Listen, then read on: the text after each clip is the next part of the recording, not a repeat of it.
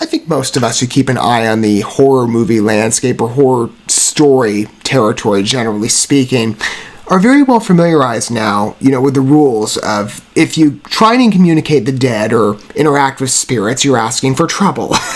I don't just speak from personal familiarity on certain horror projects. I speak from a Christian background as well for all the content I make, really, but dark power is not something you want to entertain. And, personally speaking, I do tend to exercise some restraint, self-restraint on venturing down the supernatural path, especially in the horror territory. It's very much a mainstay these days. Paranormal I am looser on, but, for me, darker presences and along the demonic lines or, other things like that, I tend to avoid those, generally speaking.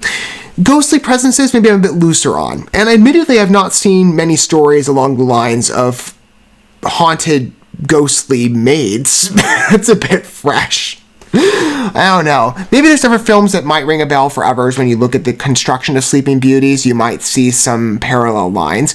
It's on Tubi, though. It's a widely accessible movie, so in terms of first engagement, especially on, let me get this right, I believe the movie also has some interesting regard in that the country of origin is, yes, it's an Indonesian movie. I would imagine with maybe English or Indonesian dubbing, one of the two. I haven't tended to watch too many projects along these supernatural ghost story lines in international respects. So that presents a point of charm. Although, again, I'm sure it's understandable many people look at the Tubi attribution or consider a film is marketed with the free notion and be like, well, that could go a variety of ways. I don't know. It's a case-by-case basis. And I've seen projects on Tubi in the horror landscape. I've covered a couple that certainly fit, I would say, a good regard on adventurism, on realization. Maybe Sleeping Beauties will offer the same thing. I mean, I don't know, a ghost story about haunted maids with a woman trying to communicate with her dead husband.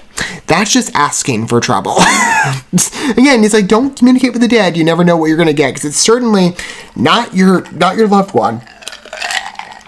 I know enough about, the way it works and the supernatural powers to understand, it's just not something, it's not a territory you want to go down. You're just asking for your own demise. Anywho, which might, for some people, be like, well, that's what I'm looking for in a horror movie. I don't know.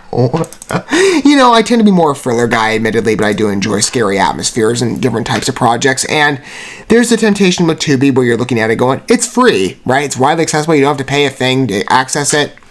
Even if it's maybe, a film that we look at and say later, maybe it wasn't the most advantageous release on quality, maybe it could still be fun.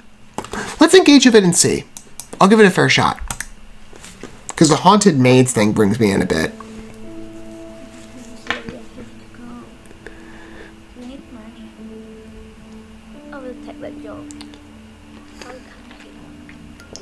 So you have a woman who's in a bad position. You must be Cahya. Cahya. Nice to meet you, Miss Pregnant? Oh, you failed to mention that on first. Where, is the father-to-be? Yes, I know where you go. Oh, well. You're my replacement. So glad you're calling me. So many cooking boxes here. Just the driver in there. You don't sound telling me. What? What's wrong with you today? It definitely has a smaller budget feel, but I've never seen something weird in this house. I like the indie landscape, and it's well realized in part. It's got effective realization to make an tempting release. Kind of gross, admittedly. So all these nuns are after, or not nuns. See, this is, it's funny, when I first read this, that is what came to mind. It's a trend issue. I mean, I don't know what it's like in the Indonesian film market, but certainly in America, we've got dominant trends along the horror lines, especially among smaller film projects. So forgive me if maids crossed over with nuns for a minute. Maids-wise, this is very much an indie movie, but I am open to it in that respect, because I do prize a lot of films among the smaller film territory lines, and as an international release, I find it charming with a competent production. Good establishment realization. I think the color palette's also very nice. It certainly gives this environment a very dingy feel that complements well to the horror scene. There are specific corridors and architectural elements of the house that make it, I think, even more ominous.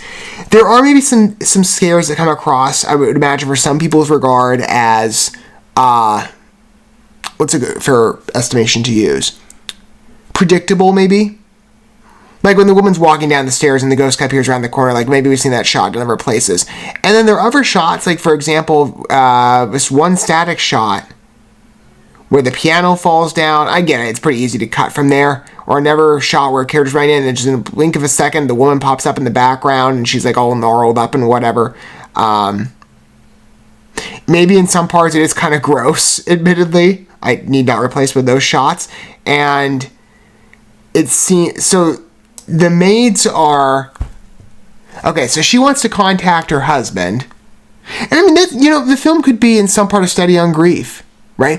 Let's speak, for example, in terms of other tubi releases kind of along those lines in the horror territory. I also gave this last example, in the video that I just filmed with another tubi program.